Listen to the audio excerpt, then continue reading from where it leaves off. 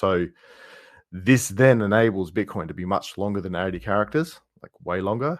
And then that's going to allow you to do more fancy things within Bitcoin via aggregation, because you've got the pipe method that allows you to put stuff at the end of the outbound, as well as to interact and do complicated stuff within the app layer. Can you give an example, like it right now, like what it would, we can do something right now. Could you give an example, just make something up in your head of what would be possible if this was implemented today? Well, at the moment, you can't swap to an Ethereum smart contract, put a limit order on it, and do a full memo. You can't do a full memo at the moment within Bitcoin because you'll exceed 80 characters. Right. So this would best, be. Oh, I'm sorry. Go ahead, Chris. I mean, sorry. At best, you will say swap, full name, Ethereum address, and then that's pretty much it. You can't do anything else. So does this synergize really nicely with the Rugiran app layer, or does it not relate because those are secured assets and a different thing? Yeah, well, but so there's two things you can do. So one, you can do like a full swap memo, and then you can use the vertical pipe, and then after that, you can put your aggregation patterns to do something like calling Uniswap and passing instructions through to Uniswap. So you could use Bitcoin in an aggregation pattern because you've got you can use a very long memo.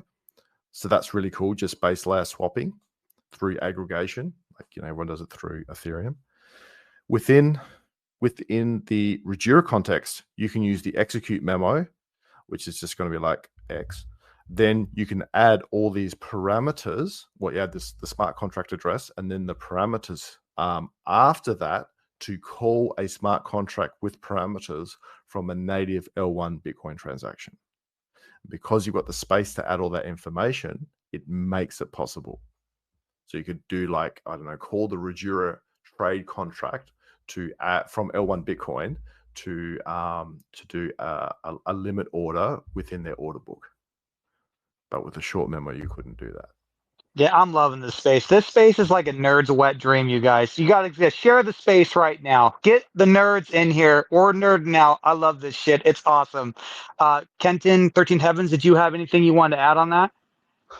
Yeah, maybe just to help the newbies out. So the reason why memos are important here is like when you go to your favorite wallet or front end to go trade on Thorchain, really what all that wallet is doing is writing the memo for you. Like you can technically write the memo yourself and create the transaction yourself and avoid using an interface and trade on Thorchain. The wallets and the websites are writing that memo for you, making it dummy proof, so you don't screw it up.